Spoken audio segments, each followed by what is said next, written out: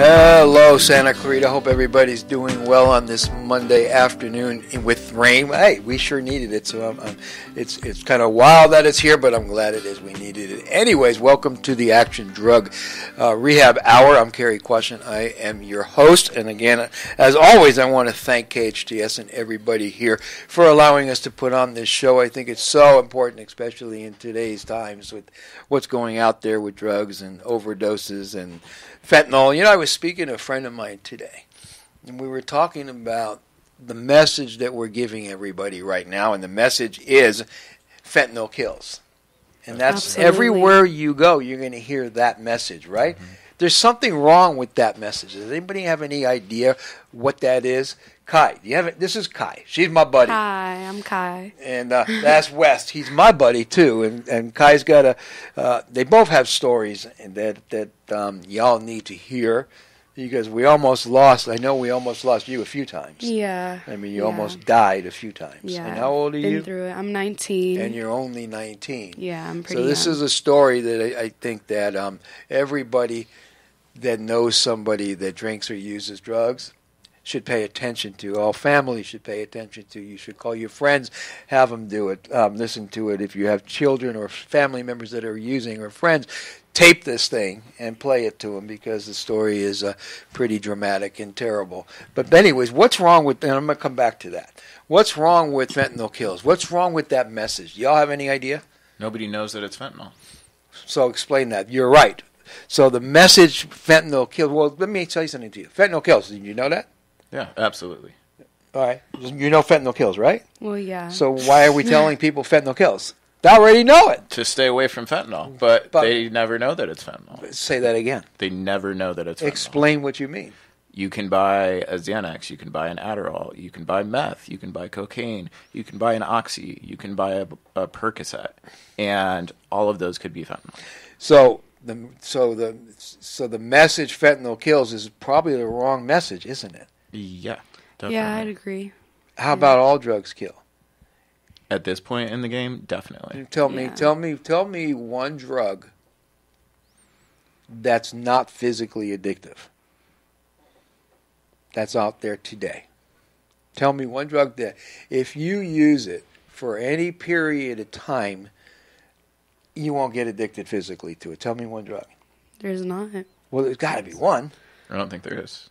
I really don't think there is. Well, let's pick it apart. Okay. Okay. How about muscle relaxers, Soma, for instance? Nope. If you use that for more than a couple of weeks, you get pretty emotionally and physically addicted, and it's a dangerous drug to quit. True? Yeah. How about Ativan or Xanax? Oh, you can die from those. Yeah, You could that's what? bad. You can die from those. You can die from overdosing. I mean, from overdosing or detoxing. Yeah, Yeah. detoxing for sure. So it's one of the most dangerous drugs to detox. All right, let's go to meth. Physically addictive? Definitely. Emotionally addictive for sure. Definitely. Yeah. And then when people come in to when I get phone calls and somebody says, I want to come into your treatment center, I'm on meth, or my brother or my sister or my wife or my husband's on meth, I automatically go into the uh-oh. Because if they're using meth for any period of time, they're probably psychotic. Yep. And a lot of times we'll have to put them in a mental health facility before they can even go to rehab. Right. Because they haven't slept in 2 or 3 days. They haven't eaten. Psychosis. They got psychosis. Mm-hmm. Exactly. It's called meth-induced psychosis. So, all right, so let's pick it again. How about THC? How about people that are out there dabbing and using that THC that's vaping at 100 milligrams? Speaking of psychosis.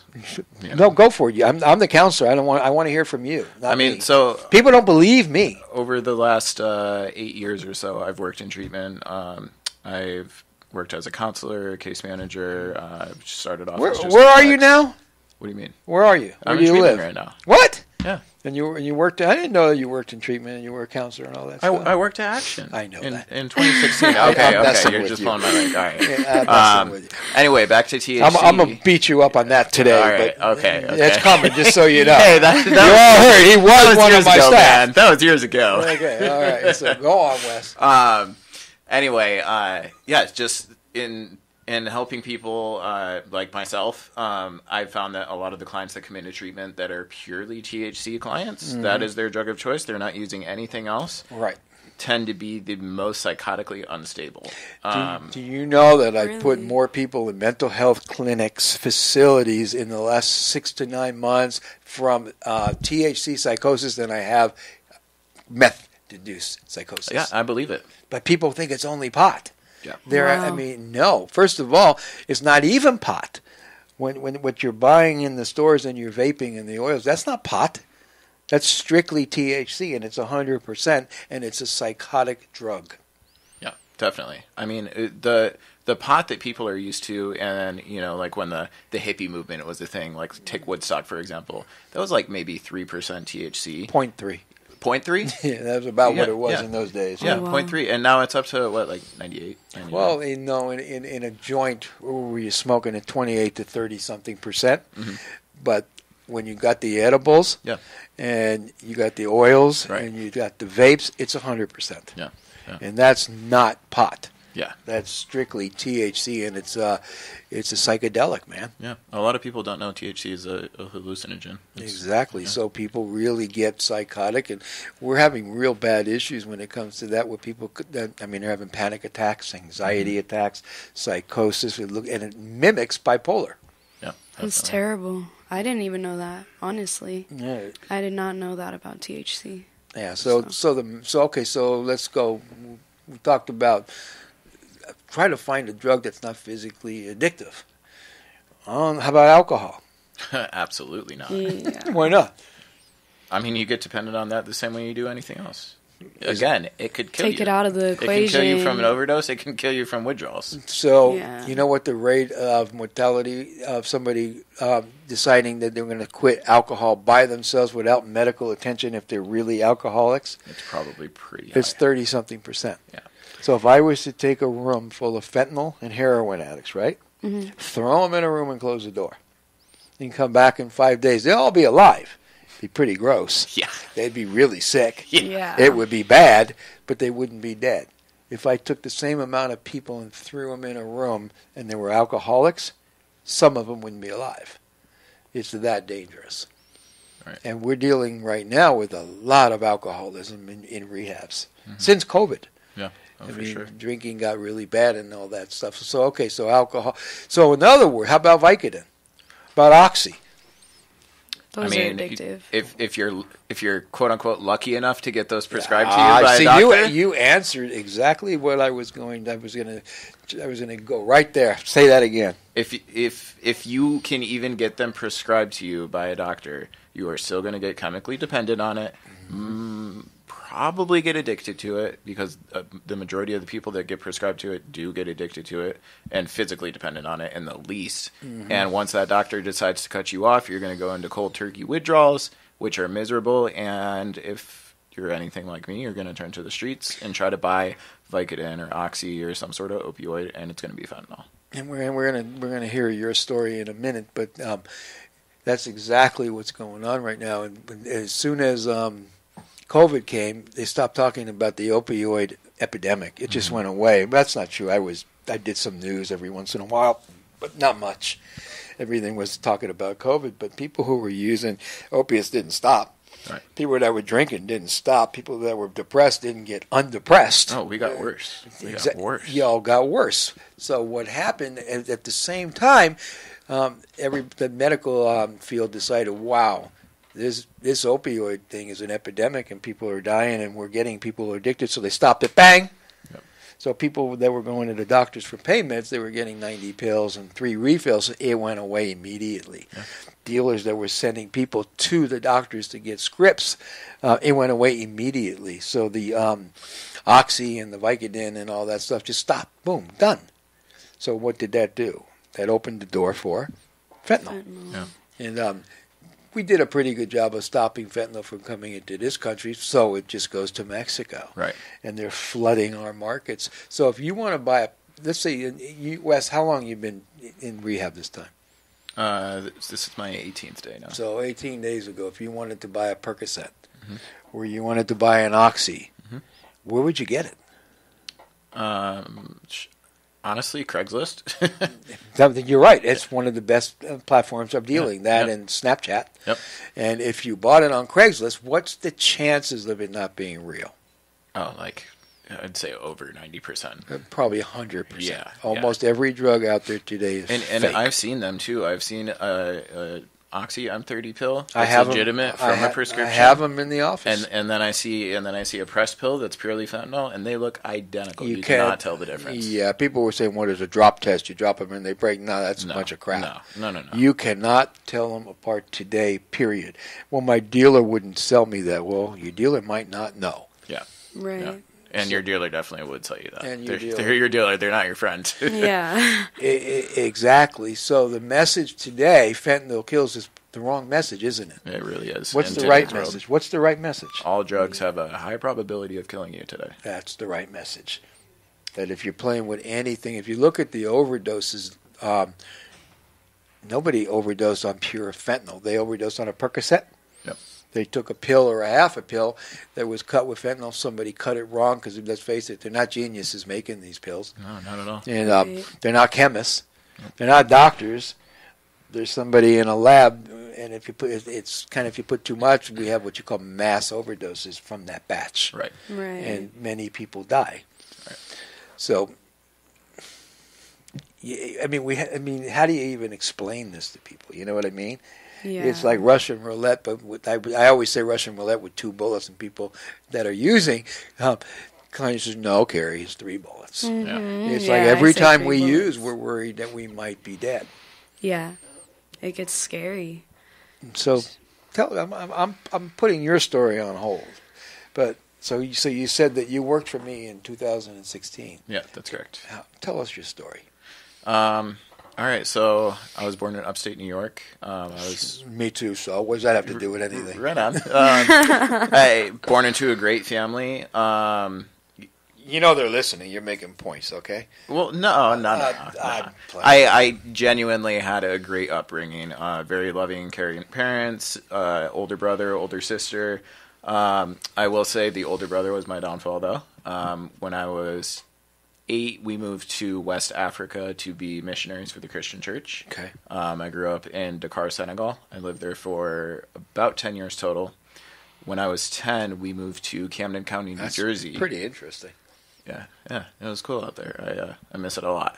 It definitely gives you some perspective on just how blessed we are as a nation compared to everywhere else in the world. Things that people don't even think about. And you know what? Sometimes the people that don't even think about the things that we wish we had are happier. Oh, yeah, for sure. Because they don't miss what they don't know. Honestly, as a side point, that is one of the main things that I noticed is that the poverty level out there is incredibly high. Everybody's impoverished. Yeah. But everybody is so happy, and they're so nice. Mm-hmm. It's like they just don't have a care in the world. Because they don't know what they don't have, and they don't miss what they don't know. Right, and then I moved here when I was 17, and I see everybody just working so hard to try to get these material things, and then they acquire them, and they're still not happy. No, for a minute they are. It's a quick fix. Yeah, very quick fix. It's just like a drug. Right. You take it, you feel good, and then you don't. Yep. And then you need more. Yep. So go on. So, I moved out there when I was 8. We were self-funded on our first trip, and then when I was 10, they, we ran out of our own funds. So we moved to Camden County, New Jersey. And every week, I should note that year it was #1 crime city in America. Mm-hmm. I was there for a total of 2.5 years. My folks, basically every single weekend, would go out to a different church somewhere in the country to try to raise support for their cause. And it would be me and my brother at home. He was 16 at the time. I was 10, and he was a junior in public high school. So what does a junior in public high school do when their parents are out of town all weekend? They throw parties. And for me as a kid, I was a little overweight. I was shy. I was awkward. I was bullied a little bit, especially like having been thrown into a public school, like in that county in particular. And as soon as my brother threw parties and I would be walking around like with a beer in my hand, there were all these like senior high school girls like, "Hey, little Africa, like, what's up, man?" Like, I was just the coolest thing ever. And I'm like, okay, these are my people. So I found a place to fit in real easy, didn't you? Oh, yeah, for sure. You were somebody, weren't you? Yeah. I remember I got drunk for the first time in 5th grade, and the next day I had school. I threw up in a urinal in 3rd period and went home. And everybody thought that was the funniest thing ever. And I'm like, yeah, it is pretty funny, And I just continued partying every weekend with him. And a few months down the line, after we partied together, and I'd help him clean up, and collaborate our stories and everything. He knew that I could keep a secret, and this is when oxys were being prescribed like candy. It was when everybody in high school was taking them, pretty much, or a large percentage was. It was no longer just alcohol and weed. It was, oxys were on the market and full force on the market.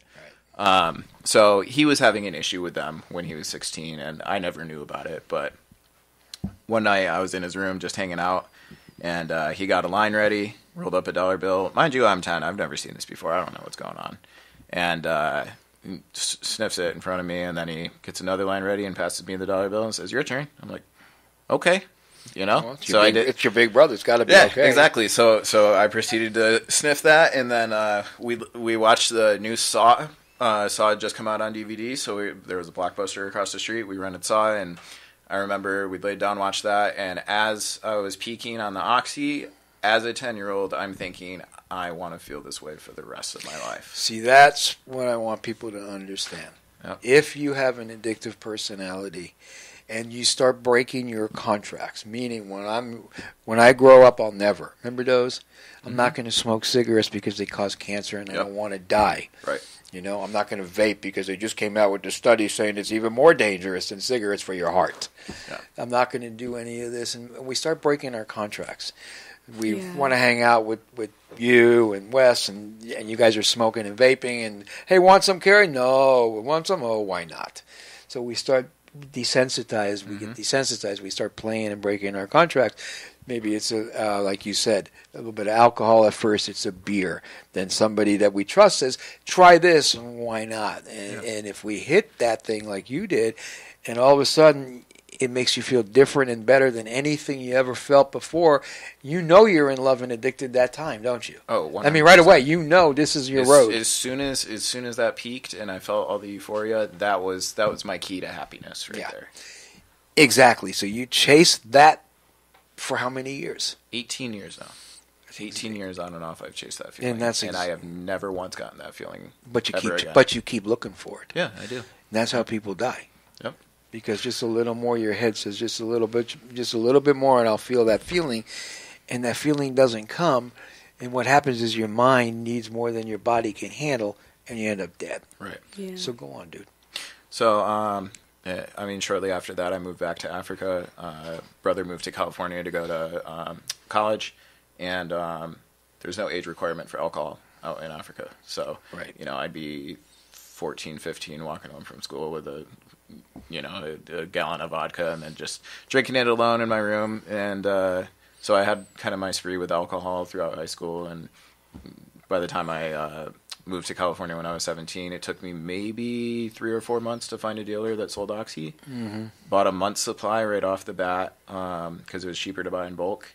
And, just had fun with it for a month, so I thought. And I was like, okay, well, it was fun while it lasts, so I'll probably just have the bad hangover tomorrow. Right. And it was not like that at all. Anybody that knows anything about opioids, it is not just a hangover. It is a living hell for weeks. And once I figured out what was going on, I was like, man, I'm in school. I have a girlfriend. My family's around. I'm working. I can't do this right now. So it kind of gave me a reason to keep going on and using. And when you want to quit, there's no that dope sick thing is what? Oh, I tried so many times, and by the time day 2 or 3 of withdrawals came around, I couldn't take it anymore. Yeah. You feel like you're not actually dying, but you sure feel like it. Yeah. Right. And what opiates have also, some people that get it, if you get addicted because of a surgery or whatever, pain, and you start taking the pills, and you stop taking the pills, it actually tricks your mind to believe you're still in pain. Because of those withdrawals. Wow. Absolutely. And that's how come people stay so addicted so long on this stuff. But it's like a living hell, isn't it? Yeah. It's like you're dying. Yeah. Yep. I mean, how do you explain that to somebody when we come back from break?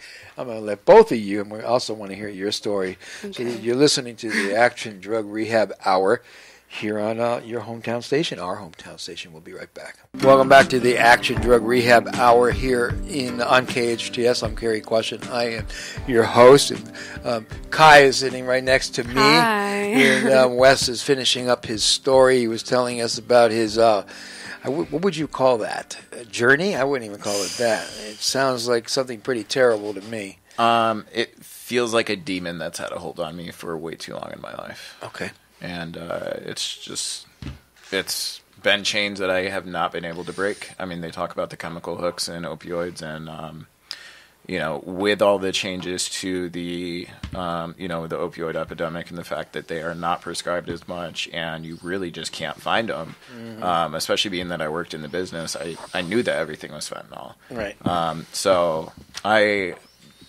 Prior to fentanyl coming on the scene, I wound up going over to heroin and mixing in, meth and cocaine and a bunch of other stuff. How did you survive without overdosing?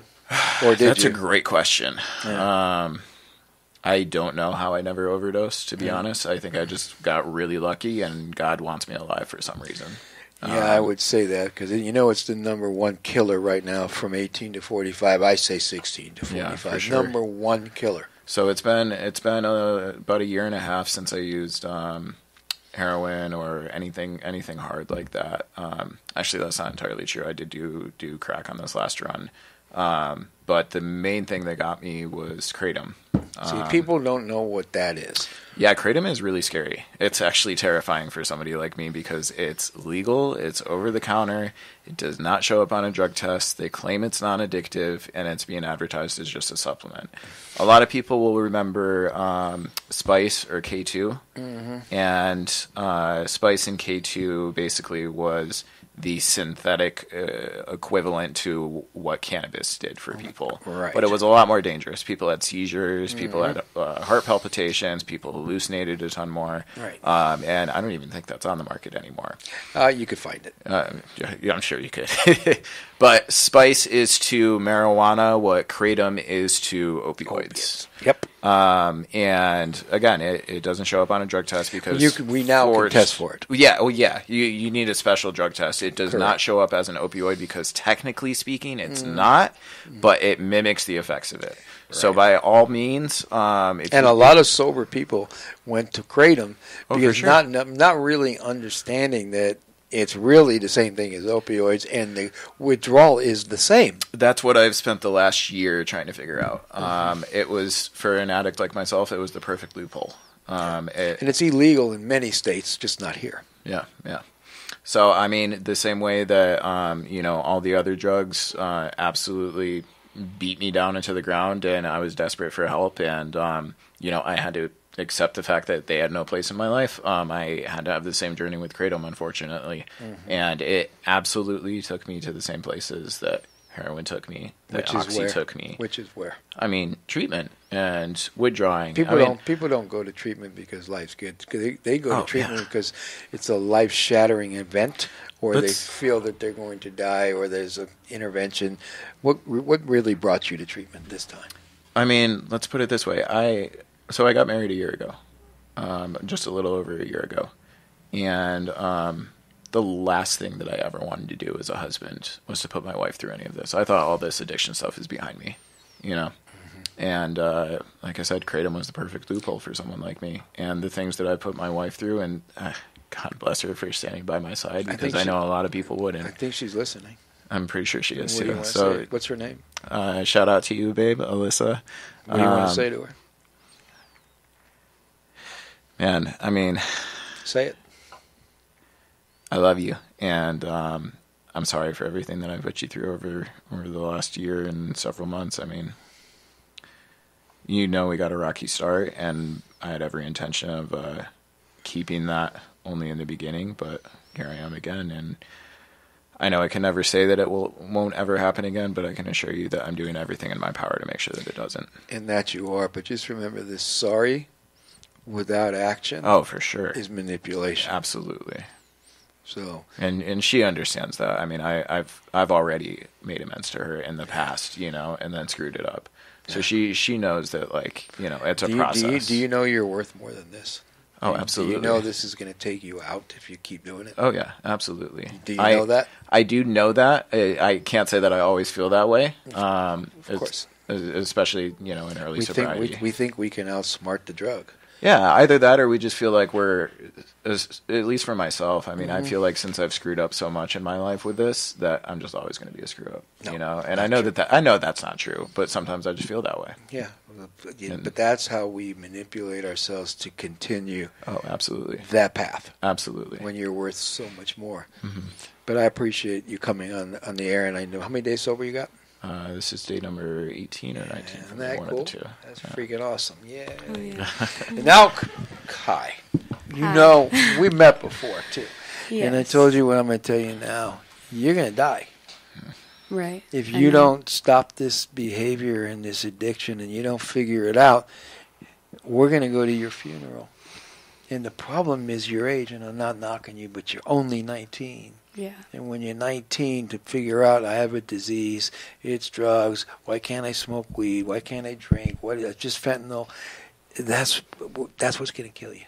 Right. And I told you that when you left last time. And here I am. And you came back. But you almost lost your life a few times. Yeah. What happened? Well, as far as my addiction, I guess, road, you could call it, I was actually doing things that aren't so smart, and I ended up getting exposed to fentanyl. That exposure got me high, and my mind started to wander, and I just wanted to try it. I was curious. So you actually went after fentanyl. Yeah. Okay. Yeah. Previous to that, I had struggled with Xanax throughout high school a little bit. I was in the foster care system for a while, so that kind of... That's not fun, is it? No, it's definitely not fun. And people that haven't been in the system don't quite understand how hard it is, like on a child.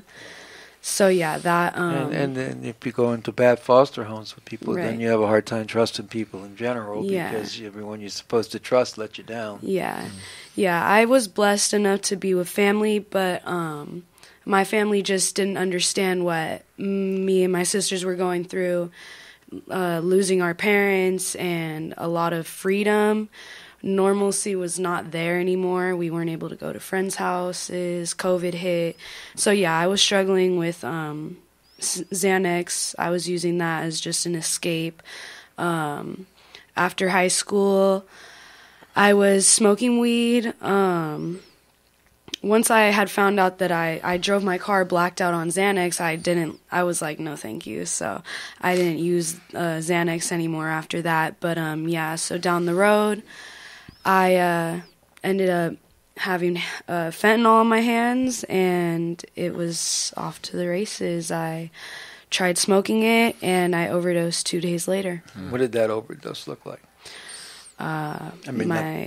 For me, it was terrifying. I mean, I woke up and I just took a deep breath and I started throwing up. My friend, thank God he was there.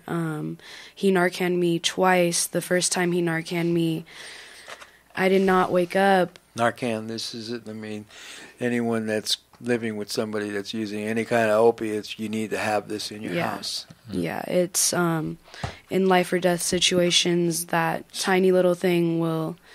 Hopefully, if you're lucky, it'll help you. That's not always the case, though, No, when it comes to fentanyl, Yeah.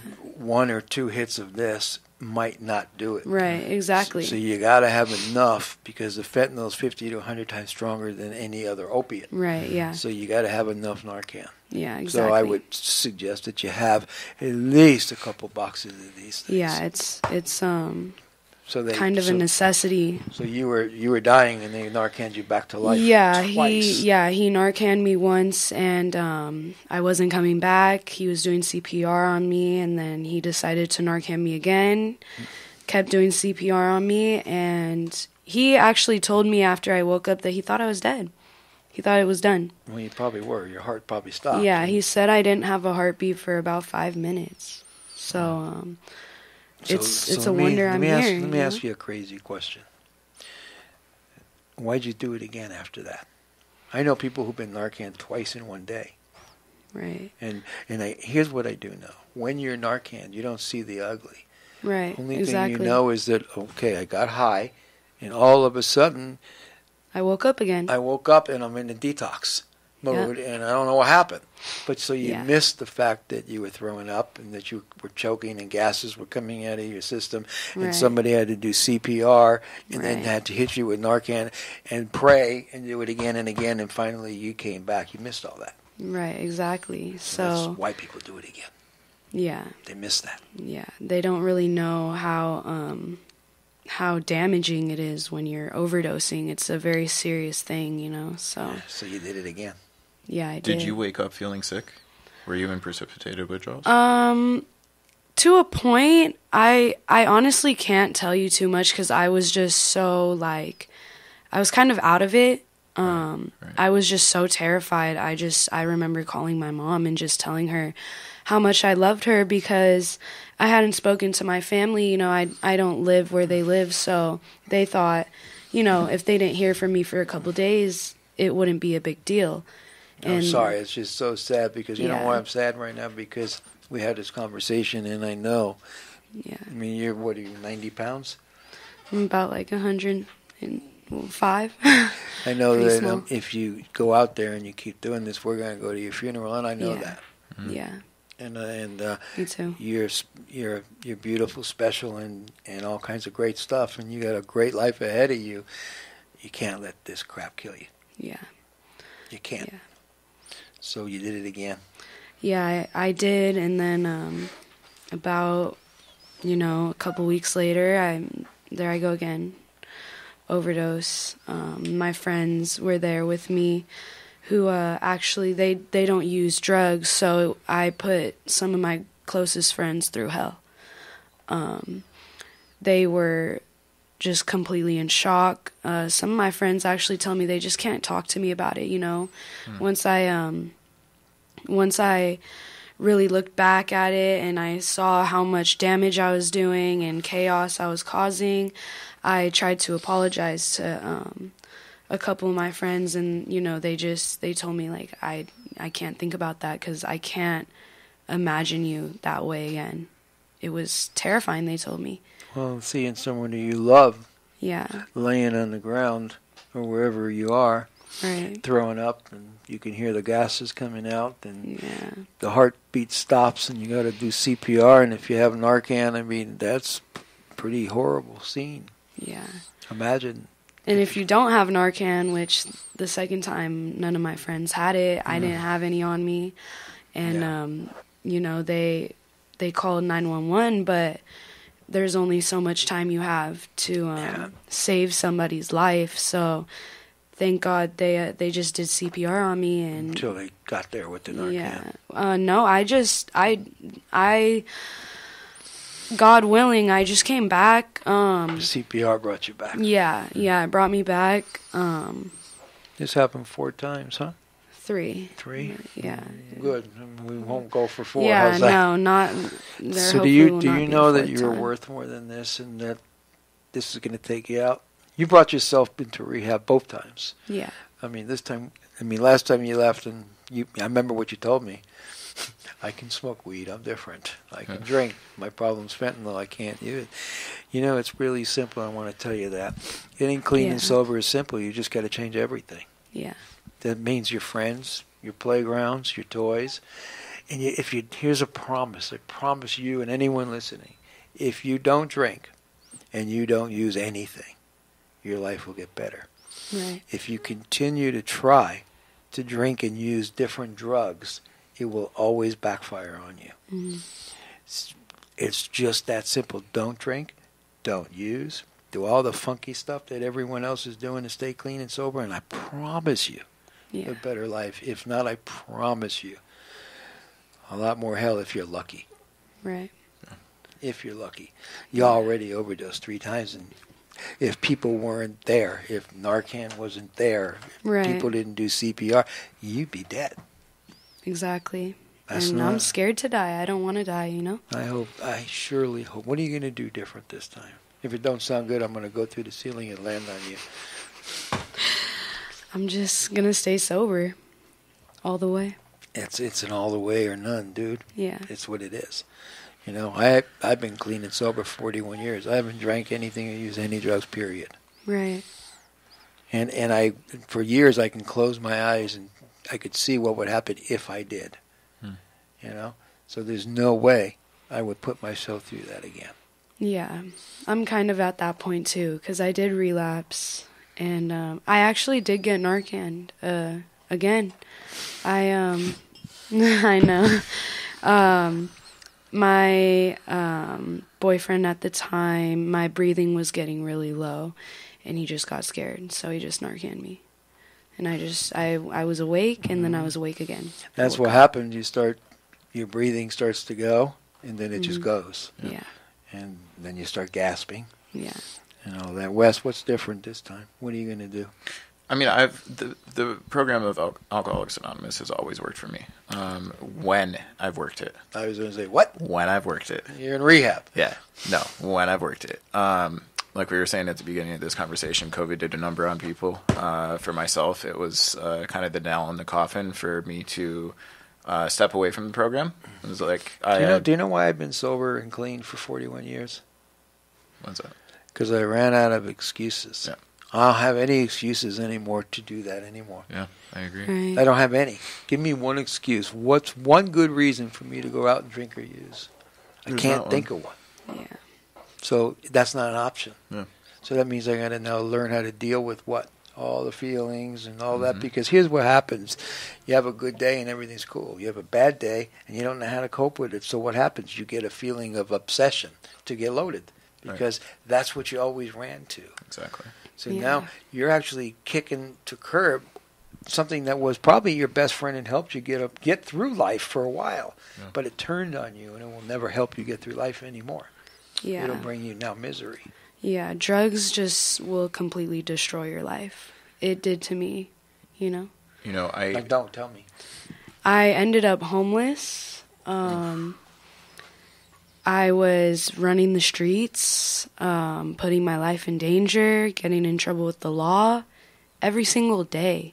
Every day that I was using fentanyl, I was destroying myself and my life. I lost 30 pounds.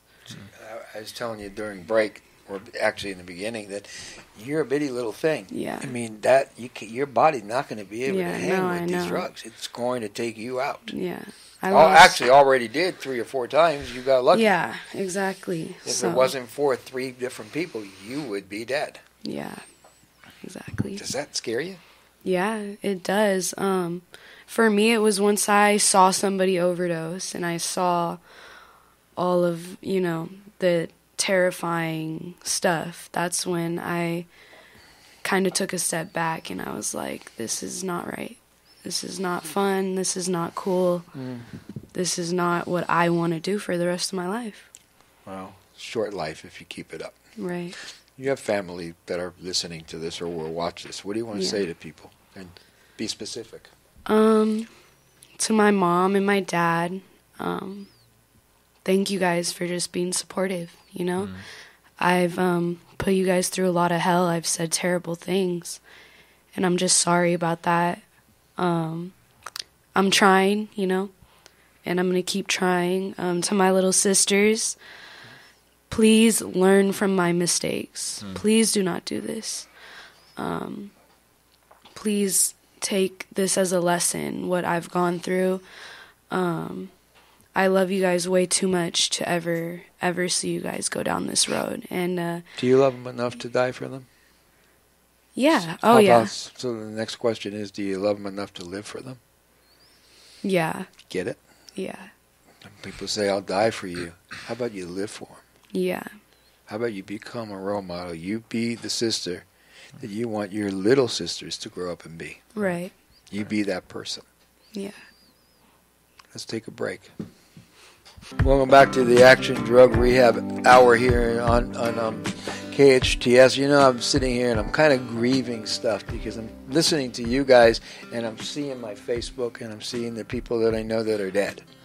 And I'm knowing that if you don't get your stuff together, you're going to be one of them people. Right. So I'm almost like grieving you guys already. You know, I was just telling Kai that on break right now that the first time I ever went to treatment, I was 19, so I was her age. Yeah.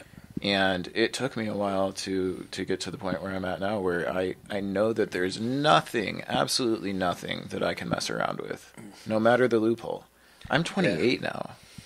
And but unfortunately, for kids nowadays, they don't have the luxury of that time to figure it out. Fentanyl's in everything, right? I know. It's Yeah. in meth. Yep. It's in ecstasy. Yep. It's in sometimes even weed. We're finding people that are testing positive for that. Right. It's in cocaine. It's in everything. Mm-hmm. So you're right. If people don't figure it out now, it's a numbers game, man. It's when your numbers It takes up. one hit. I mean, when I was out there, I knew somebody that smoked crack, and they borrowed somebody else's crack pipe, and that person used fent and crack in their crack pipe. So when that other person took one hit, one and done. They just went out. You saw that, huh? Yeah. You saw them die. Yeah. How was that? It was pretty traumatizing. It was How many people do you know that lost their lives to these drugs?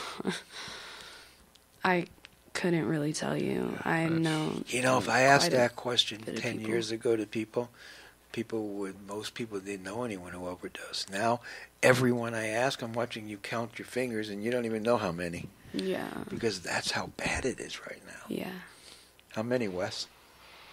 I mean, I really can't keep count. Yeah.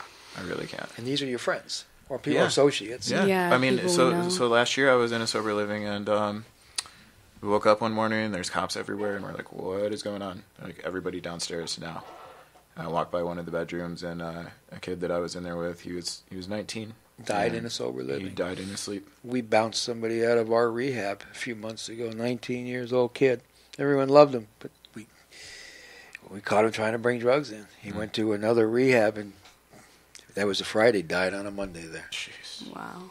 So it's not, I used to say get sober or whatever. Now it's get clean or die, man. Yeah. Yeah. Do you- That's do the you- reality. Do you believe that, though? Yeah. It's got to go from here to your heart. You got to Yeah. really buy this, man. Yeah. Because if you don't,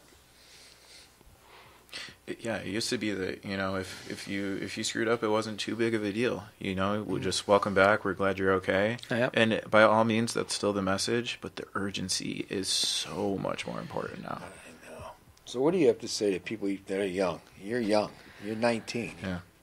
I mean, just 19.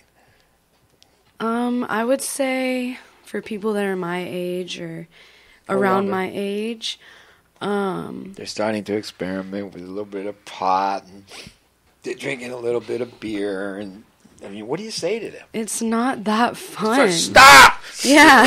It's not that fun.